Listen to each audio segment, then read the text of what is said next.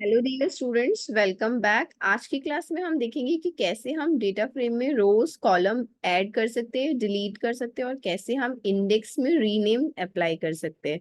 तो आज का टॉपिक बहुत इंपॉर्टेंट है। सीबीएसई में ये टॉपिक हर बार आता है, हर बार सीबीएसई एग्जाम में पूछा जाता है एटलीस्ट 5 नंबर के अंदर। तो आपको ये टॉपिक बहुत ही ध्यान से समझना है। So let's start our class. Let me share my screen. Yes. तो हमने जो कल जो प्रीवियस क्लास में जो सीरीज देखी थी, हम सेम ही सॉरी डेटा फ्रेम देखा था, वो सेम डेटा फ्रेम करेंगे जिसमें डिक्शनरी की हेल्प से, डिक्शनरी ऑफ लिस्ट की हेल्प से हमने कीज दी थी। कीज में कॉलम नेम थे ABC और वैल्यूज थी 3 सब्जेक्ट्स की, जो है मैथ, साइंस और इंग्लिश। तो आप ये डेटा फ्रेम राइट साइड में देख सकते हो, मैंने ऑलरेडी रन कर रखा है। तो ये डेटा फ्रेम ही हम यूज करेंगे आज अपनी क्लास में। ओके। तो फर्स्ट है एडिंग अ कॉलम।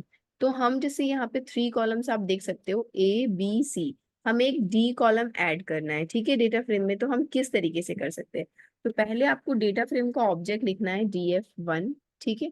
उसके बाद आपको डेटा फ्रेम ऑब्जेक्ट में जब कोई भी कॉलम ऐड करना है तो आपको स्क्वायर ब्रैकेट बनाना है और आपको वो कॉलम का नाम लिखना है। जैसे मुझे अभी यहाँ पे D ऐड करना है तो मैं D लिखूंगी और फिर मैं उसे कोई वैल्यू असाइन करूंगी। जैसे मैं यहाँ पे, अभी हमें पता है कि 3 रोज है तो मुझे 3 वैल्यू असाइन करनी है। तो जैसे मैं डी को, डी एक नेम है, डी में मैं असाइन करा रही हूँ मैथ्स में 23 मार्क्स। ओके। उसके बाद नेक्स्ट है साइंस, साइंस में 56 मार्क्स। उसके बाद नेक्स्ट है इंग्लिश, तो इंग्लिश में 67 मार्क्स। यहाँ से आपको पता चल जाएगा कौन सी आपकी रोज है, ठीक है।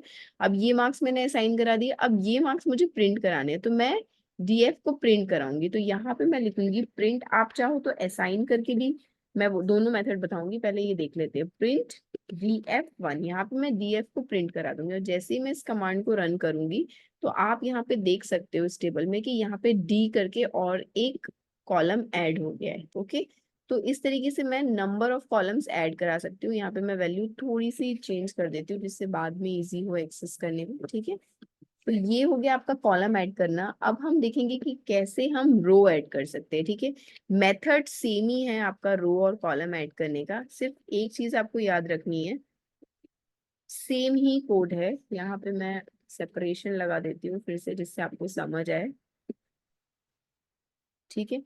आपको सेम ही चीज करनी है, लेकिन सिर्फ फर्क इतना है, in place of this now means square bracket आपको रखना है, इन दोनों के बीच में आपको डॉट LOC लिख देना है। क्योंकि मैंने आपको सिखाया था कि LOC फंक्शन यूज होता है रोज के लिए, ठीक है। लास्ट क्लास में मैंने आपको बताया था कि रोज, जब भी आपको रो पे काम करना है, आपको रो में कुछ चेंजेस करने हैं तो आपको LOC यूज करना है, ठीक है।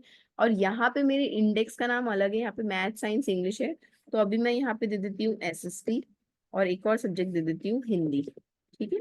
तो मैंने ये सब्जेक्ट्स दे दिए। सब्जेक्ट्स में मुझे अब 5 स्टूडेंट्स के मार्क्स देने हैं, तो यहाँ पे जिस तरीके से मेरे इंडेक्स है, यहाँ पे मैं 5 मार्क्स और दे दूंगी और 2 नंबर इंक्रीज कर दूंगी। और यहाँ पे भी मैं और 2 स्टूडेंट्स के नंबर इंक्रीज कर दूंगी। अब मैं इसको प्रिंट करूंगी। So let me print yes. तो यहाँ पे आप देख सकते हो आपका डेटा फ्रेम में 2 कॉलम्स भी ऐड हो गए और यहाँ पे 2 रोज भी ऐड हो गई विथ जो आपने लिस्ट में रिक्वायर्ड मार्क्स दिए थे। तो आपका आगे डेटा फ्रेम स्टार्ट किया था जब आपने, तो डेटा फ्रेम इस तरीके का था, ठीक है। And now it's become this way. तो आप number of rows, number of columns according to your requirement, according to your index आप दे सकते हो। इंडेक्स आपको स्क्वायर ब्रैकेट में देनी है, कॉलम इंडेक्स भी स्क्वायर ब्रैकेट में देनी है, रो इंडेक्स भी स्क्वायर ब्रैकेट में देनी है। बस फर्क इतना है कि डॉट LOC आपको यूज करना है जब भी आप रो को इंसर्ट करोगे, ठीक है। अब हम डिलीट देखेंगे कि कैसे डिलीट कर सकते हैं। तो डिलीट के लिए आपको ड्रॉप फंक्शन का यूज करना है। तो दोनों के लिए वैसे तो 2 तरीके के मेथड है, एक डेल स्टेटमेंट भी है और एक ड्रॉप भी है, लेकिन मैं ड्रॉप से सिखा रही हूँ जिससे आपको याद रहे एग्जाम में इजीली, ठीक है। एक ड्रॉप फंक्शन आपको यूज करना है जो डेटा फ्रेम को ड्रॉप करेगा।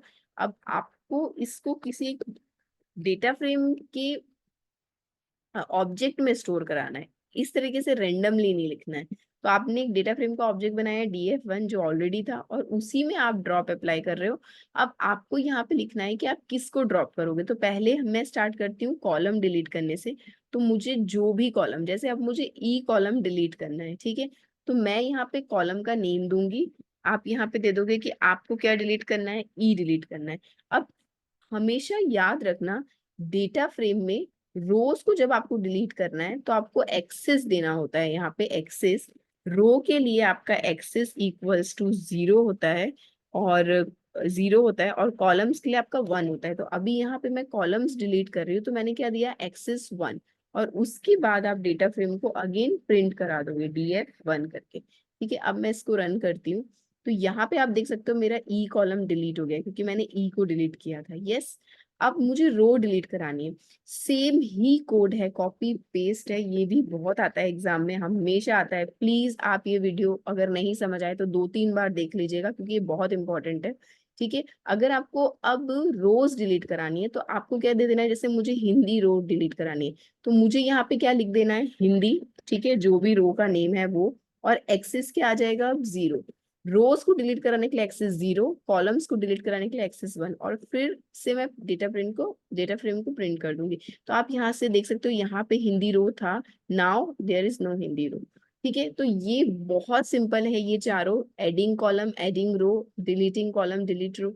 ये हो सके तो आप जितना हो सके रिवाइज कर लेना, क्योंकि ये एग्जाम में जरूर आएगा। अब नेक्स्ट और लास्ट टॉपिक जो इस क्लास का है वो है रीनेमिंग। हमें रीनेमिंग के लिए क्या करना होगा, देखो, फिर से मैं एक डेटा फ्रेम का ऑब्जेक्ट लूंगी जिसमें मैं चेंजेस करने वाली हूँ। ठीक है, तो डेटा फ्रेम में मैं चेंजेस करने वाली हूँ, यहाँ पे एक रीनेम फंक्शन का आपको यूज करना है, रीनेम। ओके, अब रीनेम फंक्शन में आपको देनी है पुरानी रो इंडेक्स और नई। तो पहले हमने लिखा है रीनेमिंग रो, तो जैसे यहाँ पे एसएसटी लिखा है, ठीक है, now I want to change this SST. तो पहले ये रो है, इसलिए आप लिखोगे इंडेक्स। ठीक है, इंडेक्स है ना, हम रोज को हमेशा हम डिनोट करते हैं इंडेक्स से, कॉलम को हम हमेशा डिनोट करते हैं, कॉलम इंडेक्स को कॉलम से। ठीक है, तो यहाँ पे मैंने इंडेक्स लिखा। अब यहाँ पे आप क्रिएट करोगे डिक्शनरी, और डिक्शनरी में आप की दोगे पुरानी रो इंडेक्स और न्यू जो आपको रो इंडेक्स देनी है। जैसे मैं एसएसटी को सोशल साइंस लिखना चाहती हूँ, तो मैं यहाँ पे लिखूंगी सोशल साइंस। ठीक है, सोशल साइंस। ठीक है, हम शॉर्ट रखते हैं, आप पूरा भी लिख सकते हो, कोई इशू नहीं है। ठीक है, सोशल साइंस। अब इसको मुझे फिर से प्रिंट कराना होगा, तो आपको यहाँ से एंटर करके प्रिंट, ये डीएफ कराना होगा, प्रिंट df1। ठीक है, और फिर मैं इसको रन करती हूँ। तो यहाँ पे आप देख सकते हो अब मेरी रो का नाम एसएसटी की जगह क्या हो गया, सोशल साइंस। ओके, तो इस तरीके से आपने रीनेम किया रो को। अब आपको रीनेम करना है अगर कॉलम को, सेम ही कोड है, कुछ भी डिफिकल्ट नहीं है। सिर्फ हो सके तो आप यही बार बार जब एग्जाम का टाइम आएगा तो यही चीज आपको रिवाइज करनी है। आपका कोड एकदम सेम है, जस्ट कॉपी पेस्ट है, सिर्फ एक ही डिफरेंस है, यहाँ पे इंडेक्स की जगह आपको लिख देना है कॉलम्स। ठीक है, क्योंकि हम कॉलम्स की अब रीनेमिंग कर रहे हैं। जैसे डी की जगह मुझे कोई नाम देना है, जैसे मुझे डी की जगह डेविड लिखना है। ठीक है, तो मैं यहाँ डी लिखूंगी, और यहाँ पे जो मेरा जो सोशल साइंस है इसकी जगह, क्योंकि ये रो का था, यहाँ पे मैंने लिख दिया डेविड। ऑलमोस्ट पूरा कोड सेम है, और इसको मैं रन करूंगी। तो यहाँ पे आप देख सकते हो डी की जगह क्या नाम आ गया, डेविड नाम आ गया। ठीक है, तो इस तरीके से हमने क्या क्या देख लिया, हमने न्यू कॉलम ऐड करना सीख लिया, न्यू, उसके बाद हमने न्यू रो ऐड करना सीख ली। ठीक है, हमने कॉलम को डिलीट करना सीख लिया, यहाँ से ई कॉलम डिलीट कर लिया। यहाँ पे हमने क्या किया, यहाँ पे हमने हिंदी रो को डिलीट कर दिया। ठीक है, और यहाँ पे हमने सीखा कि हमने एसएसटी को सोशल साइंस कर दिया, और यहाँ पे हमने सीखा कि डी को हमने डेबिट कर दिया। ठीक है, तो ये थी आज की क्लास, और आज की क्लास बहुत इंपॉर्टेंट है। प्लीज अगर आपको इस क्लास में कुछ भी समझ नहीं आया है तो आप मुझे कमेंट करके बता सकते हो, मैं आपके लिए फिर से वीडियो बना लूंगी, और इसी तरीके से आप मेरे साथ कंटिन्यू करते रहिए। Thank you for watching, thank you so much, so see you in the next class.